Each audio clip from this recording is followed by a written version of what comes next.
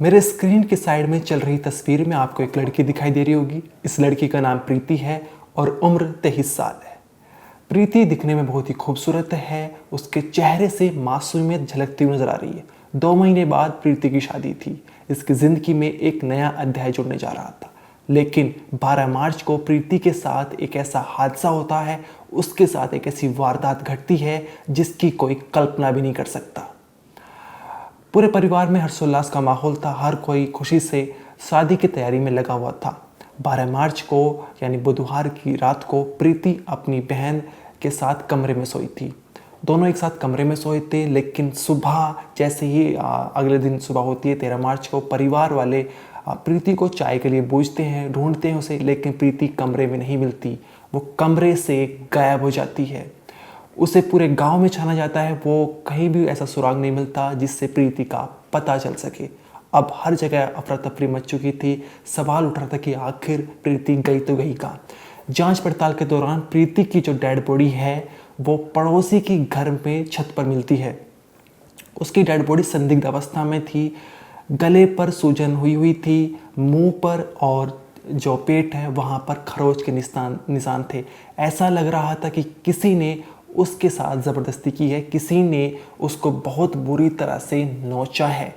अब यहाँ पर कई सारे सवाल उठने लगे थे कि जब प्रीति बुधवार यानी 12 मार्च की रात को वो अपनी बहन के साथ अपने घर में कमरे में सोई थी, तो फिर वो रात में गायब कैसे हो गई, कैसे वो पड़ोसी की छत पर पहुंच गई, कौन था वो कातिल जिसने प्रीति के साथ दंगी की और फिर उसकी हत्या कर दी। यहाँ पर बहुत सारे सवाल उठने लगे थे।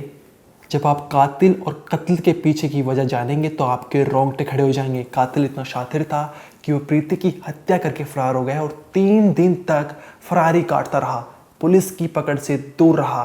लेकिन फिर पुलिस को कुछ ऐसे सबूत मिले जिससे हत्यारा गिरफ्त में आ चुका है। इस वीडियो में हम तमाम सवालों के जवाब आपको बताएंगे कि कमरे से रात के समय में प्रीति कैसे गायब हो गई और कौन वो हत्यारा था जिसने प्रीति का कत्ल किया और किस वजह से प्रीति की हत्या हुई। क्योंकि 2 महीने बाद उसकी शादी थी। परिवार में हर्षोल्लास का माहौल था, हर कोई खुश था। फिर कैसे प्रीति की हत्या हुई और किसने की है। तो बने रहिए वीडियो के आखिर तक और इस मर्डर मिस्ट्री की गुत्थी को समझिए। नमस्कार, मेरा नाम है अनिरुद्ध पंवार और आप देख रहे हैं क्राइम तक। ये जो पूरा मामला है वो राजस्थान के कोटा जिले का है। यहाँ पर प्रीति अपने परिवार के साथ रहती थी।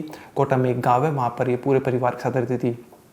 प्रीति जो 5 भाई बहन थे और 2 बड़ी बहनों की शादी हो चुकी थी और प्रीति और एक छोटी बहन अम्बिता की शादी जो थे वो 2 महीने बाद होने वाली थी। परिवार में हर कोई खुश था। लेकिन जैसे ही प्रीति की मौत की खबर आती है तो जितनी भी सारी वो खुशी थी वो मातम में बदल जाती है।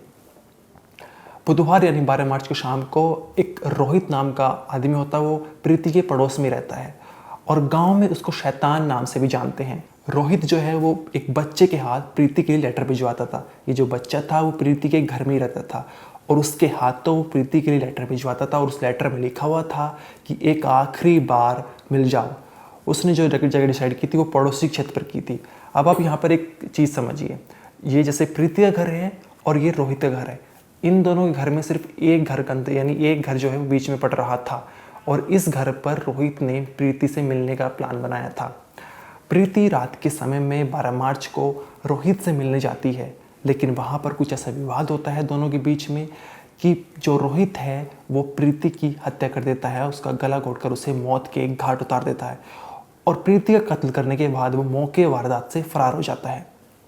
अब जैसे 13 मार्च की सुबह होती है तो घर वाले प्रीति के लिए उसे ढूंढते हैं, उसके कमरे में जाते हैं, उसे चाय के लिए पूछते हैं। लेकिन प्रीति वहाँ से गायब हो चुकी थी, वो वहाँ नहीं थी। इसके बाद घर वाले जितने भी तमाम लोग होते हैं उन सभी से पूछा जाता है कि प्रीति को किसी ने देखा है।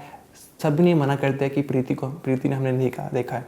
इसके बाद पड़ोसी से पूछा जाता है, पड़ोसी ने भी सब ने मना कर दिया कि हमने प्रीति को नहीं देखा। इसके बाद पूरे गांव में छाना जाता है, हर किसी से पूछा जाता है, लेकिन प्रीति का कुछ पता ही नहीं चलता। ढूंढते ढूंढते जो परिवार वाले हैं वो पड़ोसी की छत पर पहुंच जाते और वहाँ पर प्रीति की जो लाश है वो संदिग्ध अवस्था में मिली थी। साथ ही जब घर वाले तलाश कर रहे थे तो प्रीति के कमरे से एक लेटर भी मिला था और ये वही लेटर था जो रोहित ने प्रीति के लिए भिजवाया था और इस लेटर में लिखा था कि एक आखिरी बार मिल जाओ। जब प्रीति की डेड बॉडी मिलती है तो घर वाले पुलिस को इन्फॉर्म करते हैं। पुलिस मौके वारदात पर पहुंचती है, बॉडी को पोस्टमार्टम के लिए भेज देती है और उस लेटर को देखती कि ये लेटर किसका है। इसके बाद पुलिस घर वालों से पूछताछ करती है, उनसे पूछती है कि आपको किसी पर शक है क्या। वो कहते हैं कि पड़ोस में एक लड़का रहता है रोहित, जिसको शैतान के नाम से भी जानते हैं, हमें उस पर शक है।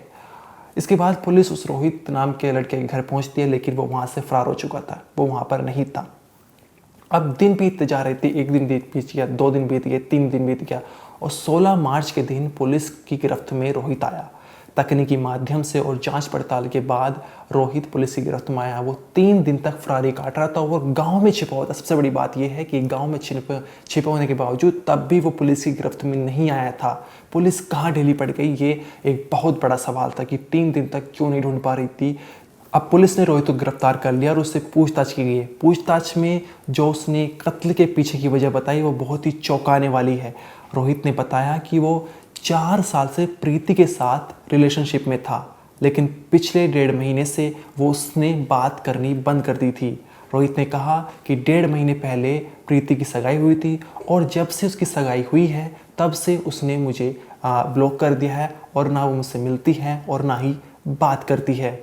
इस वजह से रोहित बहुत परेशान हो चुका था। उसको समझ में नहीं आ रहा था कि वो करे तो क्या करे, और वो अपना आपा खो बैठा और उसने प्रीति का कत्ल कर दिया है।